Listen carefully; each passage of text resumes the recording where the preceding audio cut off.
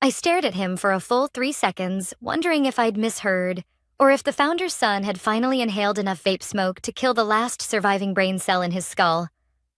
My girlfriend is taking your office and your position. Be out by noon. He said it with the confidence of a man who once microwaved aluminum foil and blamed the microwave. I burst out laughing. Not a polite chuckle. No, the kind of laugh that erupts when life becomes so stupid it circles back to comedy. Good luck, then, I replied, grabbing my coffee and walking past him like he was a speed bump someone painted gold and called valuable. Behind me, I could feel his confusion crackle. I didn't give him the satisfaction of looking back. Because here's the thing.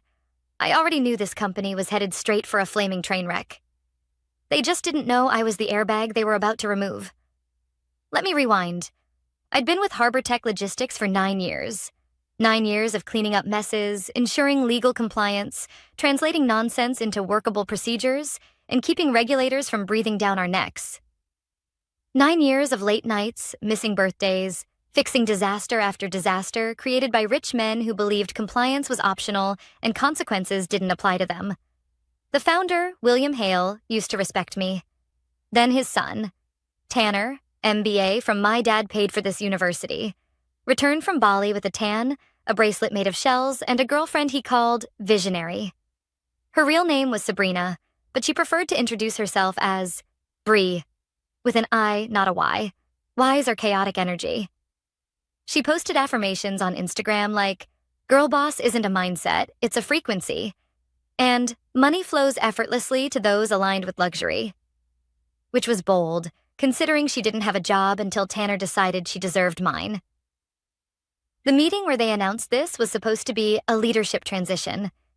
That's what the calendar invite said. I walked into the glass conference room expecting a restructuring announcement. Instead, I got Tanner, leaning back in his chair like a bargain bin Bond villain, and Sabrina perched beside him in a fur jacket inside, sipping iced matcha and kicking her heels against the chair like a toddler. "So," Tanner began, smiling like he just solved world hunger, "we're moving the company into a new era. Fresh, bold, modern. And we want leadership to reflect that." Sabrina's voice had that influencer softness that made everything sound like a sponsored meditation app. "It's nothing personal, Ellen. We just feel your energy doesn't align with where Harbor Tech is going." My energy. Right. My energy. The energy that kept us legal when Tanner once tried to classify warehouse forklift drivers as creative subcontractors to avoid payroll taxes. I waited for Tanner to blink first. He didn't. So I stood, gathered my things, my planner, my certifications, my beloved worn-in mug, and walked out. No begging, no arguing, no scene. But inside, my brain whispered one sentence. They have no idea what they just did. What Tanner and Bree didn't know was that 12 days earlier, after months of ignored warnings, unanswered emails, and compliance violations, so reckless they could wake the dead. I filed a formal withdrawal as the designated regulatory officer stamped, notarized, logged, legally airtight. I didn't do it out of spite. I did it because I wasn't going to prison because Tanner thought OSHA was a vibe killer and environmental permits were optional if no one complains. And here's the fun part. When a company in our industry loses its compliance officer, the system gives them 30 days to appoint a new one. Day 30 was tomorrow. So the next morning, I sat in my car across the street with a cappuccino and watched it unfold like live theater. At exactly 8:04 a.m., a city inspector in a navy jacket walked up to the front entrance, pulled out a rolled red notice, and taped it to the glass "Operations Suspended." Behind him, employees gathered like ducks watching a magician pull a grenade instead of a rabbit. Then Tanner sprinted outside, sleep hair, untied shoes, panic already sweating through his shirt. He read the notice. His face went pale. Then he screamed, "What did you do?" To the inspector, to the universe, to the ghost of common sense that abandoned him years ago. And I sat there, sipping my coffee, smiling. Because this wasn't revenge. This was accountability. And accountability hits different when it finally arrives. Tanner stood there on the sidewalk like a malfunctioning statue, staring at the red notice taped to the glass. His mouth was open, but no sound came out. Just a faint wheeze, like his soul was trying to escape. Inside, employees hovered behind the glass wall, eyes wide, hands over mouths, phones recording. Someone whispered, loud enough that I heard through my car window. Oh my God, she warned them. No one said my name, but they didn't have to. Guilt recognizes the person it failed. And in that moment, watching Tanner frantically tap the locked door like it would magically unseal if he pushed hard enough, something inside me finally unclenched. 9 years of stress, swallowed opinions, quiet competence, and cleaning up other people's recklessness finally paid off. Now, to be clear, I didn't tank the company. They tanked themselves. I just stopped holding up the collapsing beams. Because for the last year, Harbor Tech had been playing Russian roulette with government regulations. And every time I tried to intervene, I got brushed off with, "We'll handle it later." Stop being dramatic. Compliance is fear-based thinking. Or my personal favorite from Sabrina. Rules are a social construct. Sweetheart, so is prison, but it's still very real. Let's rewind about 3 months. Harbor Tech had landed a major contract with the State Port Authority, a big one. Multi-year, high scrutiny, involving hazardous storage and interstate logistics. Meaning, everything had to be airtight. Reports, audits, certifications, all filed on time. And for the first 6 months, I kept everything on track. Barely. Because while I was doing my job, Tanner was busy creating culture, which meant beanbag chairs in the lounge, motivational posters that said things like chaos means progress, and mandatory team-building sessions involving blindfolds and kombucha shots. Meanwhile, our compliance inbox looked like missing documentation, outstanding audit, schedule overdue, legal follow-up required. Every ignored message wasn't just a loose thread, it was a fuse. The turning point came one evening at 10:14 p.m. I was at my desk, finishing revisions for the environmental impact renewal, when an email popped up from the Compliance Review Board. Urgent. Final notice before enforcement action. That wasn't a warning. That was the last step before consequences. I forwarded it to Tanner, the founder, and Sabrina, who by then was already unofficially involved in decisions she had no qualifications for. 5 minutes later, Sabrina replied, "No punctuation, no greeting. Can this wait until after the Luna retreat? I'm not in a mental space for stress or in a compliance violation threatening hundreds of jobs and millions in contracts." And she wanted to wait until after her yoga retreat. I stared at the screen until the absurdity settled into certainty. They weren't going to take responsibility. So I stopped absorbing the impact. 2 weeks later, after documenting every warning, every missed deadline, every red flag, I contacted my attorney. Not to sue. Not yet. Just to ask one question. If a company ignores compliance responsibilities and refuses to act, am I legally obligated to stay responsible for consequences? His answer? No, but you need to resign officially, with proof, signatures, and time-stamped filings, and make sure you keep records. So I did.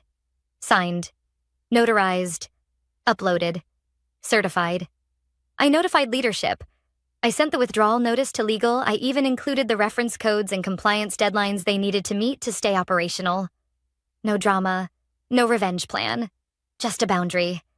And every single person in that chain either skimmed it, ignored it, or assumed I was bluffing. Back in the present, Tanner finally stopped slapping the locked glass door and spun toward the inspector. His voice cracked like a teenager denied concert tickets. "There has to be a mistake. We have a compliance officer." The inspector, mid-50s, government badge, coffee cup that said, "Don't confuse Google with my degree," didn't blink. No registered compliance officer has been assigned since April. Under state statute 9-14-B, operating without one is grounds for immediate suspension. Tanner blinked. "Okay, well, how do we fix it?" The inspector shrugged, not unkindly. "You appoint someone qualified. Submit documentation. Pass review. Could take weeks, months, depending on penalties." "Months?" Tanner squeaked. "Possibly longer." Inside the building, someone gasped. Another person quietly sat down on the floor. And Sabrina, Yes, she was there now, whispered loudly enough for the street to hear. Wait, is this because Ellen left? The inspector looked at her, confused. But I knew. Everyone did. HarborTech wasn't spoiled by bad luck. It was collapsing under the weight of ignored responsibility. And whether they liked it or not, I wasn't coming back to catch them. By noon, the news had spread through the building faster than free donuts. HarborTech's doors remained sealed. The red suspension notice, bright against the glass like a warning label on poison employees, drifted in small clusters outside the sidewalk, whispering, texting, calling spouses, pacing like people waiting for bad medical results. And somewhere in the middle of that chaos, Tanner vanished. Not physically. No, he was still inside. But mentally, he was gone. His swagger was replaced with the posture of a man trying to remember if crying was allowed in corporate leadership handbooks. I watched all of this from across the street with a sandwich and the kind of calm that only comes from knowing you followed the rules, and someone else didn't. My phone buzzed. It was Maria, one of the analysts who used to work under me. Ellen, did you know this was coming? I stared at the message. Did I know? Yes. Did I cause it? No. I just stopped being the human firewall between incompetence and consequence. I typed back. I warned them more than once. 3 dots appeared, then disappeared, then appeared again. Maria, they're saying you sabotaged the company. I let out a small laugh. Quiet, tired, unsurprised me.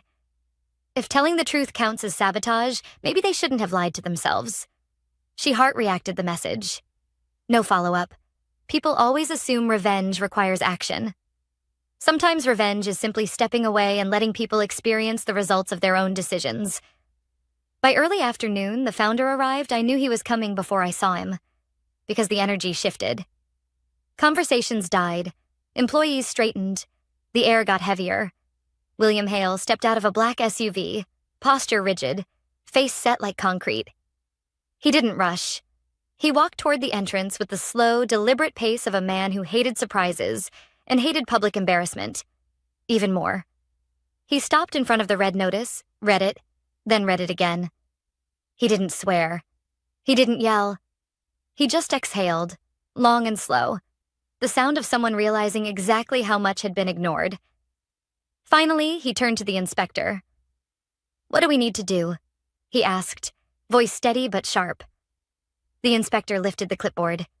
First step, assign a new designated compliance officer. Silence stretched. Then Tanner appeared beside him. Hair messy, face flushed, expression equal parts fear and hope. Dad, I can fix this, he insisted. I just need her paperwork. Her? The founder stared at him. Who? Tanner cleared his throat. Ellen. Like the name physically hurt to say. The founder blinked. Ellen doesn't work here anymore. Tanner shifted. I thought she'd still help. The founder turned his head slowly, like he feared he might snap something if he moved too fast. You fired her. No, Tanner said quickly. I replaced her. With who? And there she was, Sabrina, standing half behind Tanner, holding a designer tote bag like a shield. She lifted her hand in a small wave. Hi, she said softly. We haven't officially met. The founder closed his eyes. Not dramatically, just like he needed a moment of silence for his own sanity. When he looked at Tanner again, there was no yelling, just cold clarity. You replaced our compliance officer, he said flatly, with your girlfriend. She's not just my girlfriend. Tanner started, but the founder cut him off. What are her certifications? Sabrina blinked. Certifications? He stared. You replaced a state-registered compliance specialist with someone who doesn't know what a certification is. Sabrina's face flushed pink. I'm very motivated, she whispered. The founder looked like he aged 5 years in 5 seconds. He didn't speak again. Not to the inspector, not to Tanner, not to anyone. He simply turned and walked back toward his SUV. My phone buzzed again. It was a number I didn't recognize. For a moment, I considered ignoring it, but curiosity won. Ellen speaking, I answered. There was a pause. Then, Ellen. The founder's voice. Controlled. Crisp. Familiar. We need to talk. I said nothing. He continued. I made a mistake letting certain decisions go unchecked. I'm asking you, professionally, to come in and help us correct this. I stared at the building, at the sealed doors, at the silent employees, at Tanner pacing like a caged animal. Then I said, I'm willing to meet, but I'm not walking back in there. He exhaled. Tell me where. I looked across the street at the cafe with wood tables and decent coffee. The same place I had sat that morning, watching everything collapse, I smiled. Across the street, I said. Bring a notebook. He agreed. And as I hung up, one truth settled in. This wasn't the end. This was the beginning of accountability. And maybe, just maybe, a reckoning. The founder arrived at the cafe 10 minutes early. That alone told me everything. This wasn't a negotiation born from pride. It was one born from urgency and consequence, the kind that strips titles and ego, leaving only reality. He spotted me in the corner booth, the same seat where I had watched the implosion unfold. He approached quietly, not with the booming presence he used to command, but with the careful steps of someone approaching a loaded trap. Ellen, he said, nodding respectfully. William, I replied. We sat. No small talk. No apology. Not yet. Just silence and the weight of what wasn't said. Finally, he spoke. I reviewed the suspension notice and the compliance backlog. I nodded. I'm sure that was illuminating. He let out a breath. Not quite a sigh. I didn't realize how much of this rested on you. And there it was. Not acknowledgement. Not gratitude. Awakening. I leaned back slightly. I told the team multiple times we were on unstable ground. I know, he said quietly. I read the emails. He paused. All of them. He didn't say what he must have realized. He had ignored every warning until it was too late. A server appeared with 2 coffees. He didn't touch his. I sipped mine. So, he said finally, folding his hands on the table, I need you to return, temporarily, to help us undo this situation. There was no arrogance in his tone now, just necessity. I nodded once. I'll consider it, but I'm not coming back under the same structure. His eyebrows lifted slightly. Not offended, just listening. All right, he said. Tell me what you want. I didn't rush. If there's one thing corporate environments teach you, it's that silence is a language. When I finally spoke, my voice was calm. First, I'm not your employee. I'll return as an external consultant. He nodded slowly. Second, I set my own hours. I am not on call, and I'm not available for panic-driven demands at midnight. Another nod. Third, I work directly with you. Not Tanner, not Sabrina, not anyone else trying to cosplay leadership. This time, he didn't nod immediately. His jaw tightened just slightly, but then, agreed. And finally, I said, meeting his eyes, my rate. He leaned back. Name it. I slid a paper across the table. He read it. His eyebrows shot upward. That's higher than what we paid you salary for a year.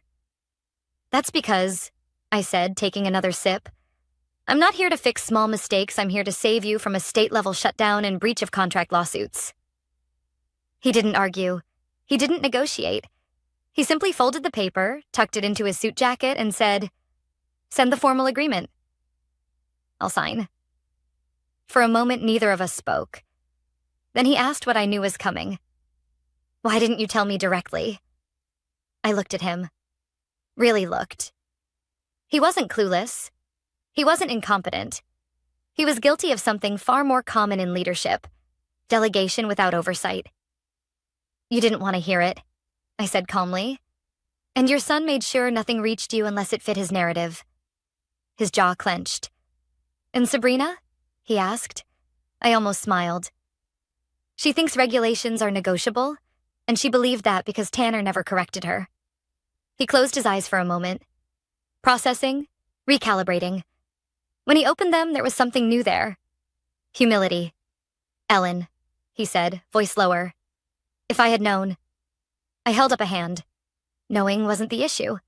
Listening was. He nodded once. Not defensively, not reluctantly, but in acceptance. Before he left, he said one more thing. Thank you for not letting this get worse. I met his gaze. I didn't save the company, I saved myself. What happens to Harbor Tech now depends on whether anyone finally learns the difference between leadership and entitlement. He absorbed that with a slow, thoughtful nod. Then he stood, straightened his jacket, and left. As soon as he stepped outside, my phone buzzed again. This time, not from an employee. From Tanner. A single message. We need to talk. Please. I stared at it, expression flat. For years, Tanner treated compliance as something beneath him. Something boring, restrictive, bothersome. Now it was the only thing standing between him and a disaster with his name on it. I typed a reply. Schedule it through your father. I don't discuss business over text. I hit send. Set the phone down. And finished my coffee. Because for the first time in 9 years, they needed me more than I needed them. And that shift was only the beginning. By the end of the week, Harbor Tech looked less like a company and more like a hospital waiting room after a disaster. Quiet, tense, everyone pretending everything was fine while knowing it absolutely wasn't. I walked in Monday morning, not as staff, not as someone desperate to prove value, but as a contracted specialist with a laptop bag, a calm expression, and full control of the situation. The red notice was still taped to the door, but inside, the energy had shifted. People straightened when they saw me, not out of fear, but relief. Someone whispered, "Thank God she's here." Funny how quickly reputation transforms once people realize competence is not a personality type. It's a lifeline. At exactly 9:02 a.m., the founder called the leadership meeting to order. Tanner sat at the conference table. Hair brushed, posture stiff, expression somewhere between apology and ego, desperately clinging to relevance. Sabrina was beside him, but noticeably quieter, arms crossed, staring at her phone like she wished she could manifest herself into another dimension. I placed a thick binder on the table.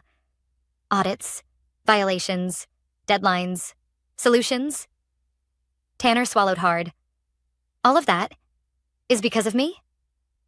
No, I said calmly. It's because of leadership decisions that ignored responsibility. His cheeks flushed. That's the same thing. I nodded. Exactly. Then I started. Not with blame, though there was plenty to assign, but with structure. Here's what happens if we do nothing, I said, flipping the first page. Fines, contract termination, civil penalties, and a mandatory 2-year operational freeze. Sabrina let out a tiny squeak. 2 years? You mean like, shut down? I nodded once. Correct. She stared at Tanner like he had personally unplugged oxygen from a life support machine. I continued. Here's what happens if we fix it. Audit submitted, documentation corrected, training implemented, a new compliance committee formed, with actual qualified oversight. It wasn't quick.